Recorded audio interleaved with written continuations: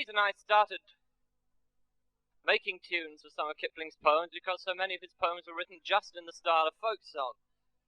So it was easy to write folk-type tunes. But that wasn't the only sort of poem he wrote by a long chalk. So since then I've written tunes for different sorts. And this one is he wrote rather in the form of a hymn. So it's rather a hymn-type tune I've made. But it's not a hymn to him. It's a hymn to him and him and him and her and him, really. What it says is, ordinary blokes are all right. It says it at greater length, in somewhat better chosen words, but that's the basic message.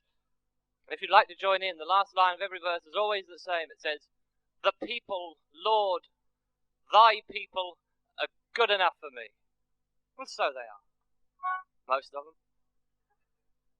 Give or take one or two. It's called A Pilgrim's Way.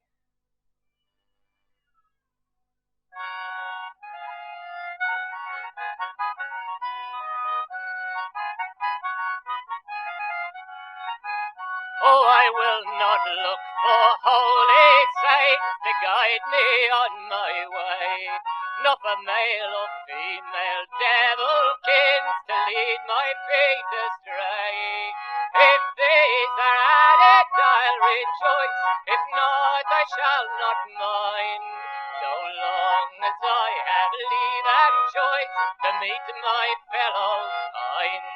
For as we come, and as we go, and deadly soon go we, the people of thy people are good enough for me.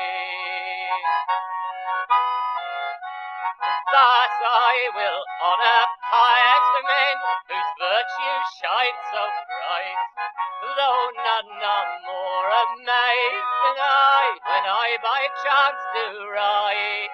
And I will pity foolish men, for woe their sins and dread, though 99% of mine I brought on my own head. Yes, am I right, or eremite, or just general average? The people of thy people are good enough for me. And if they bore me overmuch, I will not shake my ears, recalling many thousand such whom I have bored to tears. And if they labour to impress me, I will not doubt nor scoff, since I myself have done no less, and I sometimes pull it off. Yes, as we are, and we are not, and as we pretend to be, the people of thy people are good enough for me. And when they work me random wrong, as oftentimes has been, I will not cherish hate too long, for my hands are none too clean. And if they do me random good, I will not feign surprise, no more than those whom I have cheered with wayside courtesy. Yet as we give, and as we take, whate'er our takings be, the people of thy people are good enough for me. So I will sing for crowd or king, or for road-born company. Yes, I will labour in my vocation and degree, to prove the same by deed and name, and hold unshakenly. Where'er I go, whate'er I know, where my neighbour be, this single faith in life and death, and to eternity, the people of thy people are good enough for me. Good enough for me.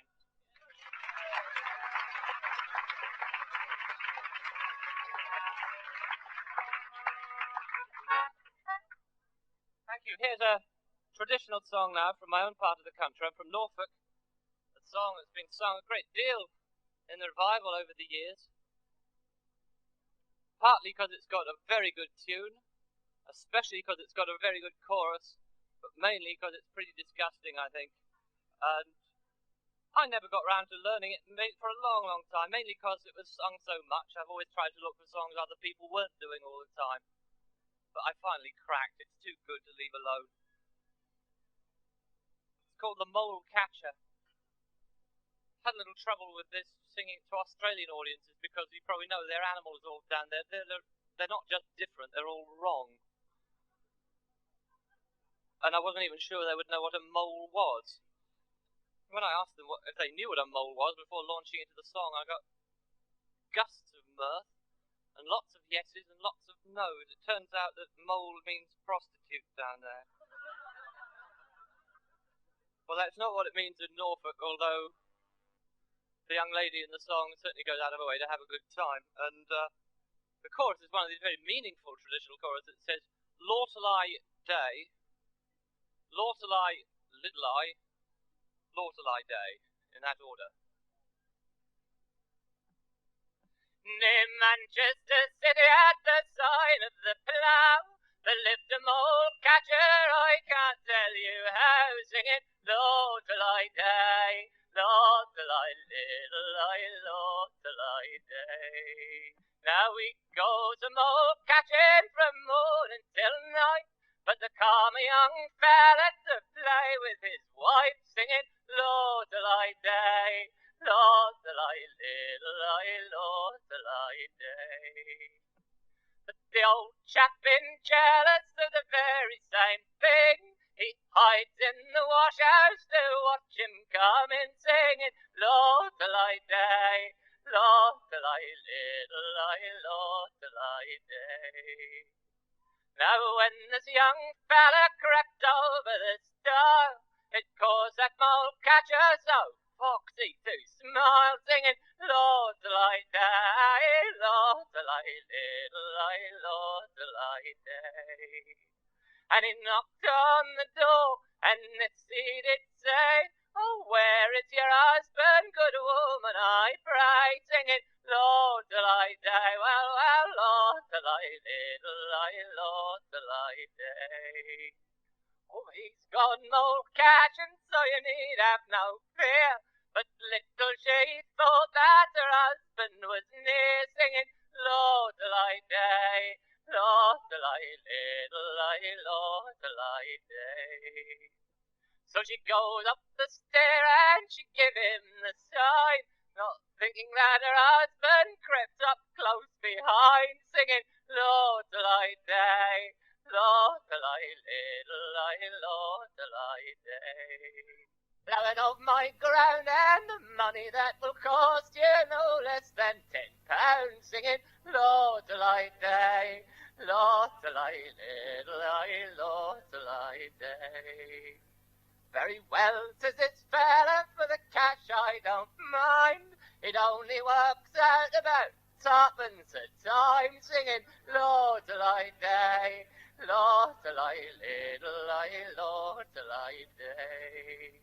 So come all you young fellas and mind what you're at, and don't you get caught in no mole catcher's trap, singing Lortelei day, Lortelei little eye, Lortelei day. Mole catcher.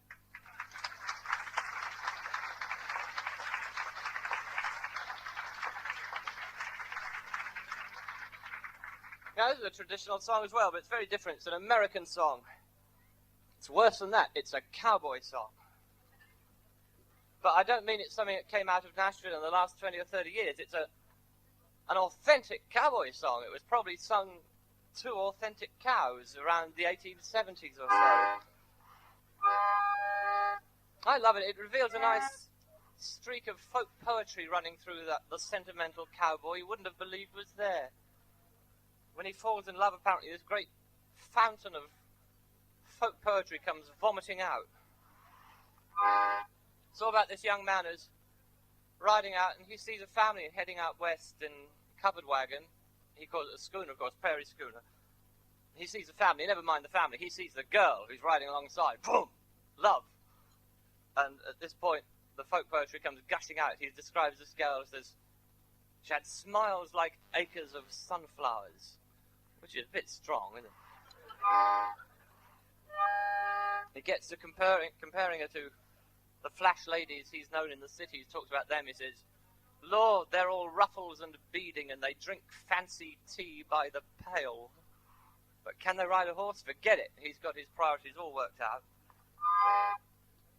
This is a song to join in with, if you will. It's one of these choruses that looks ridiculous on paper, but it actually works. Like, I mean, who'd have believed the Waterstones could have got away with a big bow wow? You know, it takes a lot of nerve. This one says, yo ho, yo ho. First time round it says, yo ho, just a jangling for old Santa Fe. But every other time it turns up, it says, yo ho, alongside of the Santa Fe Trail. Lots of room for good harmonies on this, he hinted broadly.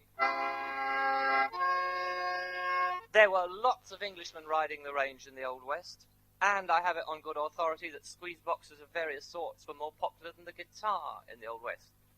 What I'm saying is this performance is damn nearly authentic.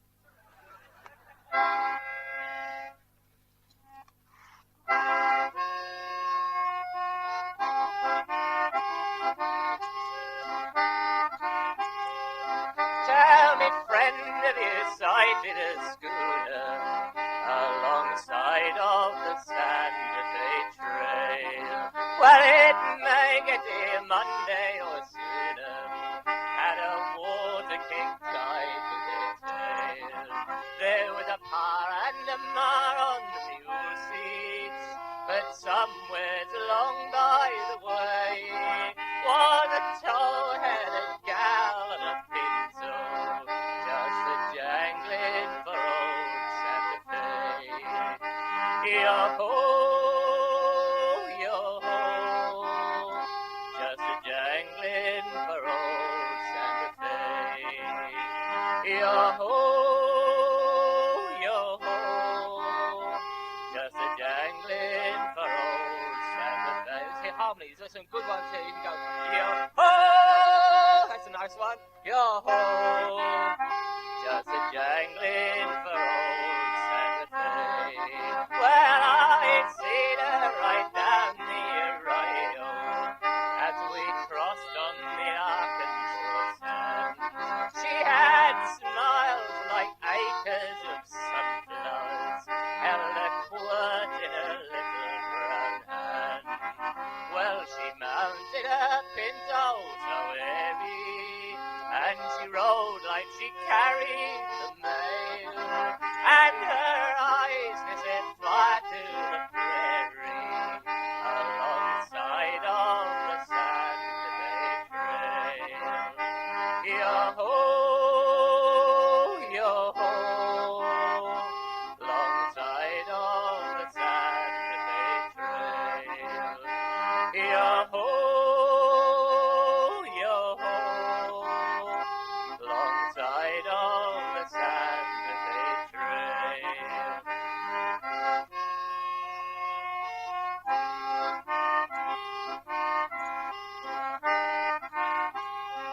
Well, I once knew a gal on the border who I'd ride to El Paso beside. I have danced in some high-stepping order, and I've sometimes kissed some gals goodnight. Ah, but Lord, they're all ruffles and beading, and they drink fancy tea by the pail. I'm not used to that kind of stampeding alongside of the Santa Fe Trail. Yo-ho, yo-ho, alongside of the Santa Fe Trail.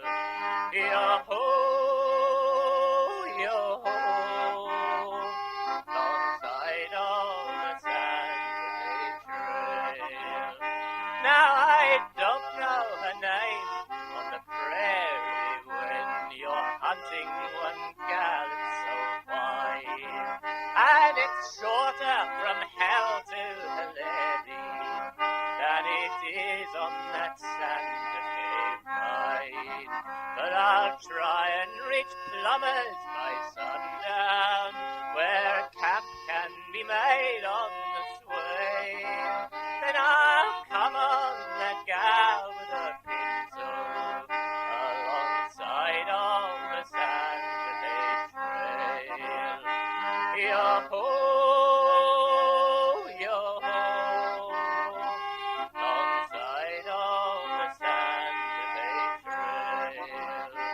Yo-ho,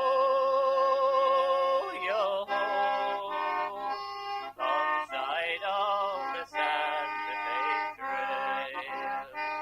Yo-ho, yo-ho, alongside of the Santa Fe trail. Santa Fe trail.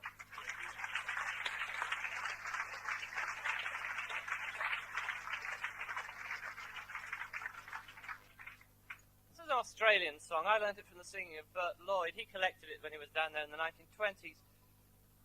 I always thought it was just a tall tale until I went there. Now I believe every word of it.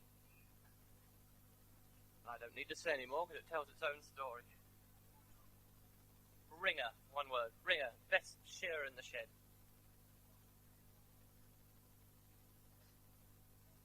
There once was a shearer by name Bluey Brink. He's a devil for work and a devil for drink. He could shear 500 each day without fear, and drink without flinching 12 gallon of beer. Now Jimmy the barman who served out the drink, well, he hated the sight of this here Bluey Brink, 'cause he stayed much too late and he'd come much too soon, both morning and evening, at night time and noon. Now one morning when Jimmy was cleaning the bar, with sulphuric acid that he kept in a jar, along come the shearer a-hollering with thirst, saying, whatever you've got, Jim, just hand me the first. Now it ain't put in history, nor it ain't put in print, but old Bluey, he drunk acid with never a wink, saying that's the stuff, Jimmy Christ, strike me stun dead, this will make me the ringer of Stevenson's shed. But the rest of the day, as he served out the beer, the barman was trembling with worry and fear, too nervous to argue, too anxious to fight. He was thinking that shearer a corpse in his fright. But next morning when Jimmy opened the door, along come the shearer a-hollering for more, with his eyebrows all singed and his whiskers deranged, and holes in his hide like a dog with the mange. Says Jimmy, well, how did you find the new stuff? Says Bluey, it's fine, but I've not had enough, though it sets me to coughing, and you know I'm no liar, and every cough sets me whiskers on fire. Bluey Brink.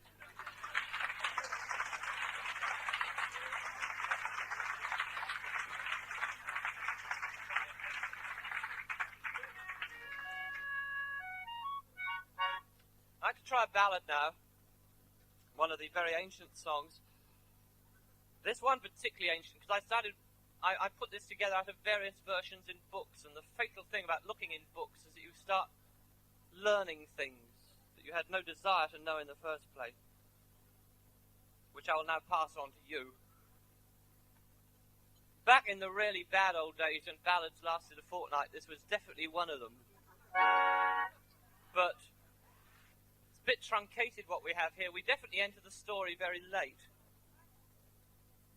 One of the things the book tells me is that the earliest known version of this comes from the Basques.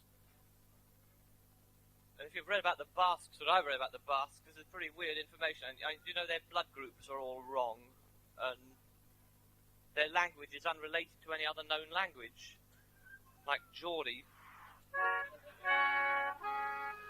What I'm saying is this ballad is almost certainly extraterrestrial in origin. And as I said, when we come into it's probably copyrighted Megadodo Publications, I should imagine.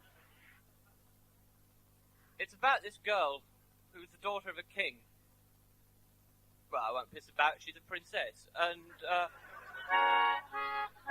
by the time we meet her, the story is apparently pretty much advanced. As I say, we seem to have lost most of the story, thank the Lord. And by the time we meet her, rather a lot has happened to the girl. She's obviously been abducted away from home at a very early age and become the mistress of this guy a long way away called Lord Thomas.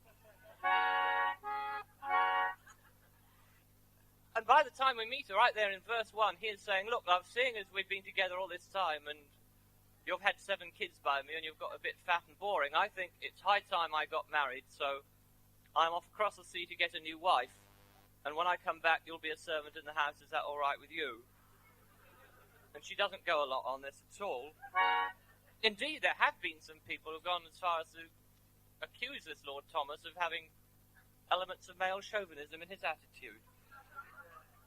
But actually this does not stand up to analysis, because there is a whole verse given over to the fact that he goes to all the trouble of nailing a silk towel on the front door of the hall just so she can wipe her eyes every time she goes in and out. Now, he didn't have to do this. He did it because he was a good bloke who knew how to use a Sheila properly. And it had the added advantage, it's been pointed out to me, that she always knew where her towel was. So the evidence is mounting up, right? Anyway, she turns to her sons for a bit of moral support, and they're absolutely useless. They say things like, he's our dad, leave him alone, get back in the kitchen. And there's a nice fantasy she has about, wouldn't it be great if they were 7 dogs and she was a wolf, presumably so she could tear their throats out. Anyway, he brings back his new bride. I'll make this a bit short. He brings his new bride back, and the new bride and the old mistress get talking to each other. And as I say, this whole ballad was written with the help of the infinite improbability drive, and it turns out that these girls are sisters. And in case you think I've now given away the entire plot, you are wrong. I've not told you what happens in the last line, which is crucial. It's when the girls decide what they're going to do about Lord Thomas. And it's not a bit nice. And it's at this point we suddenly discover this is actually a feminist ballad after all, which you weren't expecting, right? Fair Annie.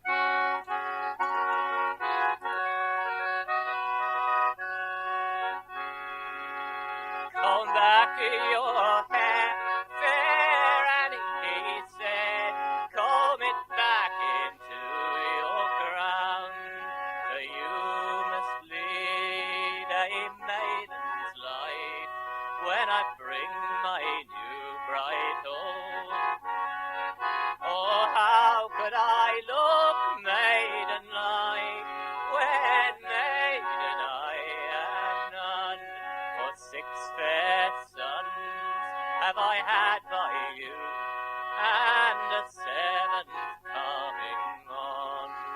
Oh, you will bake my bread, he said, and you will keep my home, and you will welcome my lady gay when I bring my new bride home. And on the door he's hung a silken towel, bid by a silver pin, that fair Annie she might wipe her eyes as she went out and in. Now with 6 months gone and 9 coming on, she thought the time more long. So she's taken her spyglass all in her hand, and up the high tower she has run. She has looked at east, she has looked at west, she has looked all under the sun. And who should she see but Lord Thomas? He was bringing of his new bride home. Oh, shall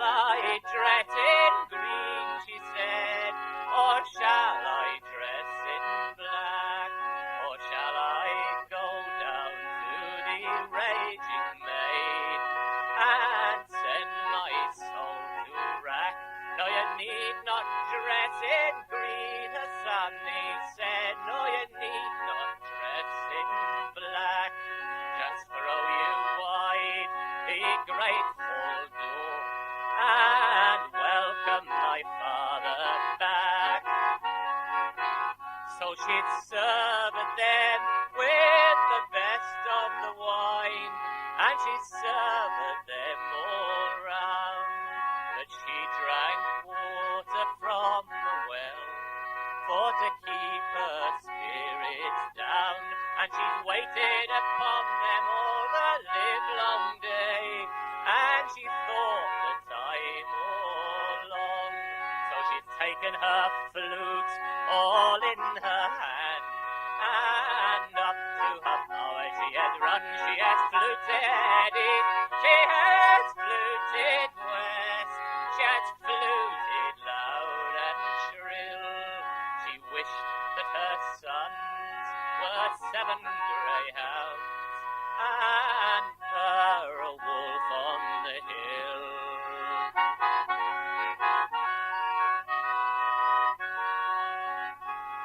Oh, come down the stair, then the new bride said, oh, come down the stair unto me, and tell me the name of your father dear, and I'll tell mine who did. Well, King Douglas it was my father's name, and Queen Chatham was my mother, and sweet Mary she was my sister dear, and Prince Henry he was my brother. If King Douglas it is your father's name, and Queen Chatham is your mother, then I'm sure that I am your sister dear, as Prince Henry is your brother. And I have 7 ships out on the sea, they are loaded to the brim, and 6 of them will I give to you, and 1 for to carry me home. Yes, 6 of them will I give to you, when we've had Lord